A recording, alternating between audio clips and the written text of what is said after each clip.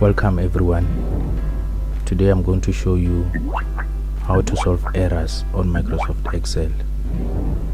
When you work on Excel and you find that you have to correct errors where the formulas were appearing, normally this happens on question 9 of computer practice N4 or question 10, right just there when you are about to finish your Microsoft Excel. There comes a question where you see that it has been created for you and calculations are done, but the answers are actually either 0 or appearing as an error that says hash value or hashtag name.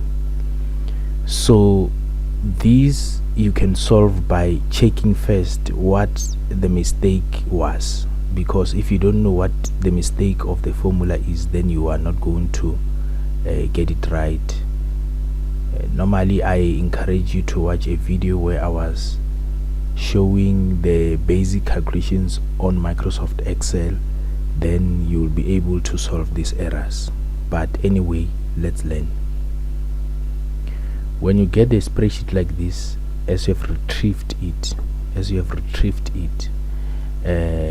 obviously it is typed for you.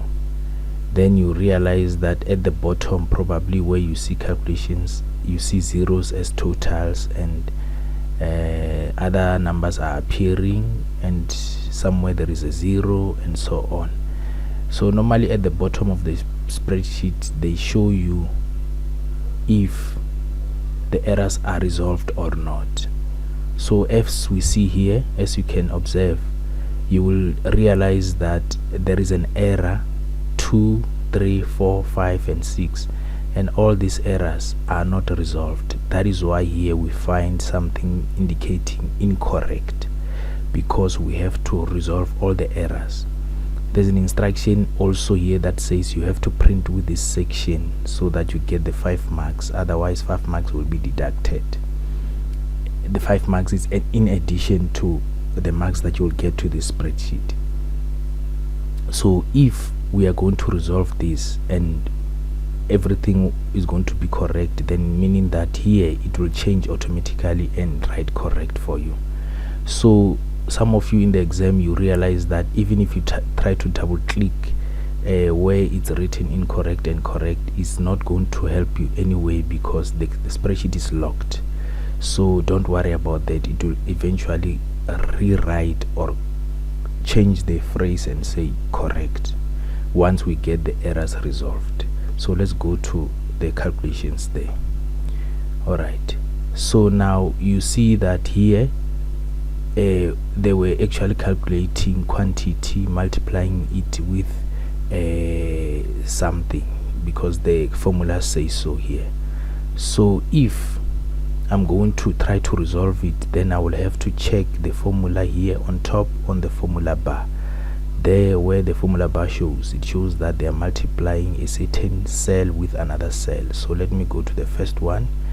Then we see that F19 is multiplied with J19. Now F19, now you are going to associate yourself more with row and column headings. Column heading F, it's our F.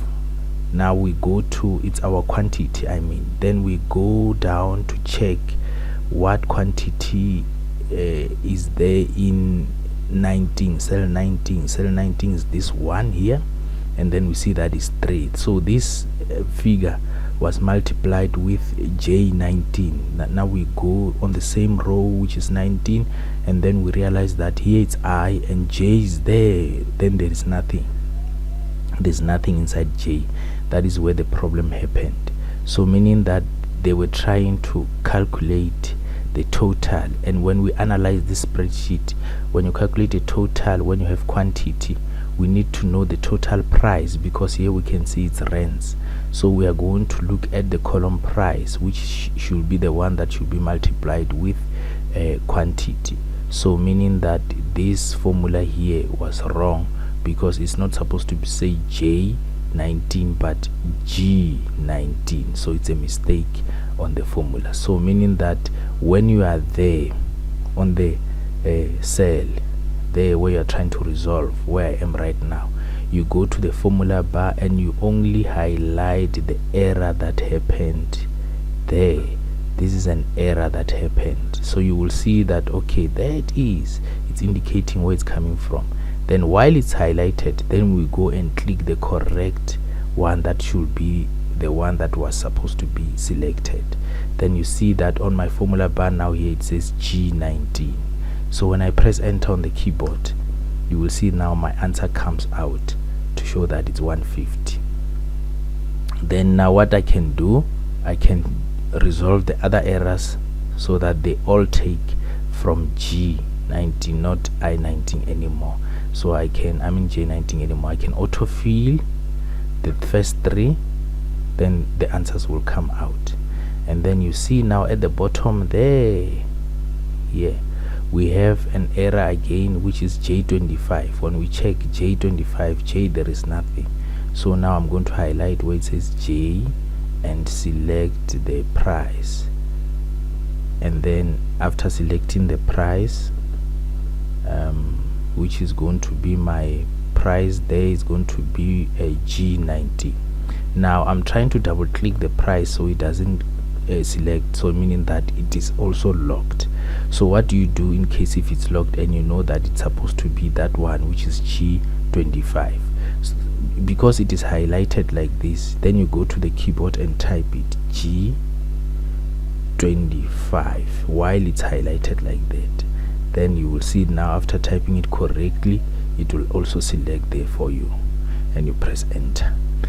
What you need to know is that you have to be very accurate and make sure that before you type anything to change in the formula, you have highlighted the correct thing. Because if you highlight a comma or a semicolon by mistake and it changes that semicolon to something that you have highlighted, and it changes it because you have highlighted something wrong as well, and it deletes it, anything in the formula that changes, every little thing, it affects your answer. So make sure that you don't make a mistake when it comes to that.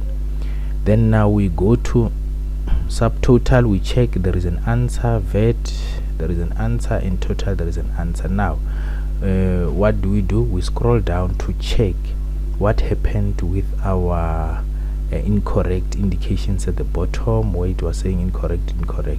So now you see here at the bottom it says error 2 resolved, error 3 resolved, and then now they are saying correct. Then error 6 says incorrect.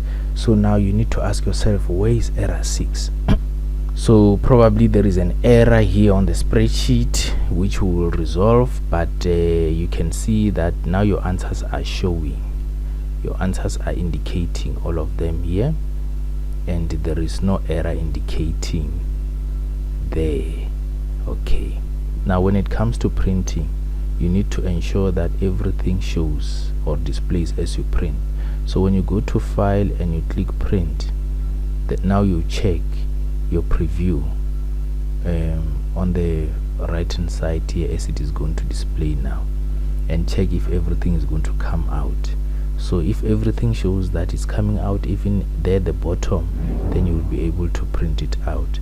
So all your answers are showing, and there at the bottom it's showing correct, and the incorrect that we don't know where it's coming from, but everything is well in terms of the answers there.